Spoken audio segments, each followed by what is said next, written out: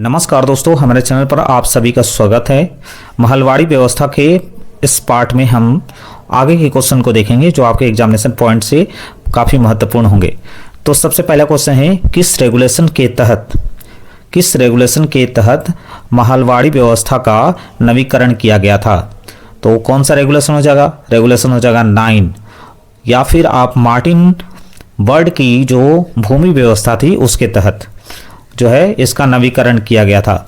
Next question देखिए, किस व्यवस्था में भू राजस्व निकालने के लिए खेतों के मानचित्र और पंजीयन का इस्तेमाल किया जाता था?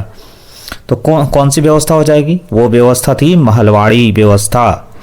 महलवाड़ी व्यवस्था में भू राजस्व निकालने के लिए खेतों की मानचित्र और पंजीयन की जरूरत होती थी। नेक्स्ट क्वेश्चन देखिए, महलवाड़ी व्यवस्था कितने वर्षों के लिए लागू की गई थी? तो महलवाड़ी व्यवस्था जो है वो 30 वर्षों के लिए लागू की गई थी। तो उम्मीद है आपको प्रश्न अच्छे लग रहे होंगे। अगर प्रश्न अच्छे लगे हैं तो हमारे चैनल को लाइक, सब्सक्राइब और शेयर करना नहीं भूले। नेक्स्ट क्वेश्चन देखते हैं, महलवाड़ी व्यवस्था में लगान की राशि भू राजस्व का कितना % देना होता था?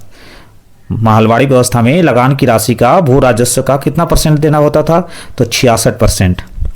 किस नियम के अनुसार लगान की राशि महलवाड़ी व्यवस्था में 66% से 50% कर दी गई?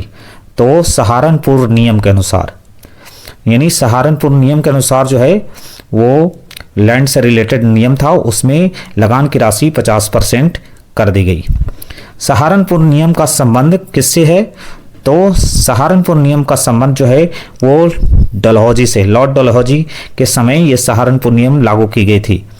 महलवाड़ी व्यवस्था में लगान की राशि 50% करने का श्रेय किसको जाता है?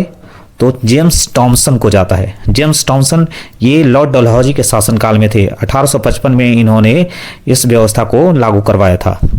नेक्स्ट में देखिए, जिस समय महलवाड़ी व्यवस्था है, यानी किस व्यवस्था में सरकार ने कृषकों से सीधा संपर्क न करके गांव के मुखिया या लंबरदार से संपर्क किया था? तो वो व्यवस्था महलवाड़ी व्यवस्था ही थी।